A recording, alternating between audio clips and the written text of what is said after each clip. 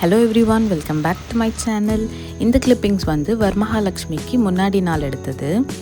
அடுத்த நாள் பூஜை பண்ணுறதுக்காக ப்ரெப் ஒர்க் தான் பண்ணிகிட்டு இருந்தேன். தேர்ஸ்டே காலையிலேயே வந்து குக்கிங் வேலை எல்லாத்தையும் முடிச்சுட்டு அதுக்கப்புறம் க்ளீனிங் வேலையும் ஸ்டார்ட் பண்ணிட்டேன். ஸோ ஃபர்ஸ்ட் என்ன பண்ணேன்னா, இருக்கிற எல்லா திங்ஸ்லேயும் டஸ்டெல்லாம் கிளியர் பண்ணிவிட்டு வேக்யூமும் போட்டாச்சு வீட்டுக்கு. அதெல்லாம் முடிச்சிட்டாவே ஒரு மேஜர் வேலை முடிஞ்ச மாதிரி. எனக்கு மெஹந்தி வச்சுக்க ரொம்ப பிடிக்கும். இப்போ ஃபெஸ்டிவல் டைம் வேறையா, ஸோ கண்டிப்பாக வைக்கணும்னு ஆசையாக இருந்துச்சு. வீட்டில் பார்த்தா ஒரே ஒரு பழைய கோன் இருந்துச்சு.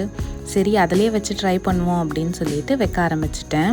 கல்யாணத்துக்கு முன்னாடியெல்லாம் கையில் எப்போவுமே மெஹந்தி இருக்கும். இப்போ வந்து ரொம்ப ரேர் ஆகிடுச்சு. ஸோ இந்த முறை ரொம்ப ஆசையாக இருந்ததுனால பழைய கோனாக இருந்தாலும் பரவாயில்லன்னு சொல்லிட்டு நான் வச்சுக்கிட்டேன்.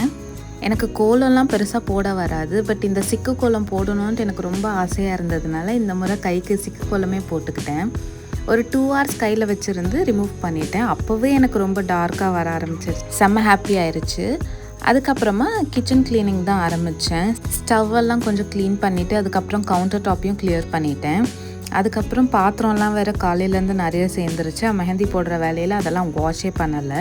சரி சொல்லிவிட்டு அதையும் வாஷ் பண்ண ஆரம்பிச்சிட்டேன். தண்ணியில் உடனே கை வைக்கக்கூடாதுன்னு சொல்லிட்டு க்ளவ்ஸ் எல்லாம் போட்டுட்டு வாஷ் பண்ணிகிட்டு இருந்தேன். இதெல்லாம் வாஷ் பண்ணிவிட்டு சிங்கை கிளியர் பண்ணால் தான் நம்ம பூஜை சாமான்லாம் விளக்க முடியும். ஸோ அந்த வேலையை கிடக்குதான்னு பார்த்துட்டு பூஜைக்கான சாமாவையும் விளக்கியாச்சு. இதுக்கப்புறம் கொஞ்சமாக டின்னர் வேலையெல்லாம் இருந்துச்சு. அதையும் பண்ணிவிட்டு அதுக்கப்புறமா வந்து பூஜை பண்ணுற இடத்த கிளியர் பண்ணலாம் அப்படின்னு சொல்லிட்டு வந்துட்டேன். ஆல்ரெடி பூவெல்லாம் மாட்டி இருந்ததுனால வெறும் கீழே மட்டும் நான் துடைக்கிறதுக்கு வெட் வைப்ஸ் யூஸ் பண்ணி க்ளீன் பண்ணிட்டேன். அதுக்கப்புறமா இந்த டேபிள் கவரெல்லாம் ப்ளேஸ் பண்ணிவிட்டு சாமியும் அரேஞ்ச் பண்ண ஆரம்பித்தாச்சு. ஸோ இந்த கேப்பில் வந்து நம்ம வாஷ் பண்ணி வச்சுருந்த சாமி பாத்திரங்கள்லாம் காஞ்சிருச்சு.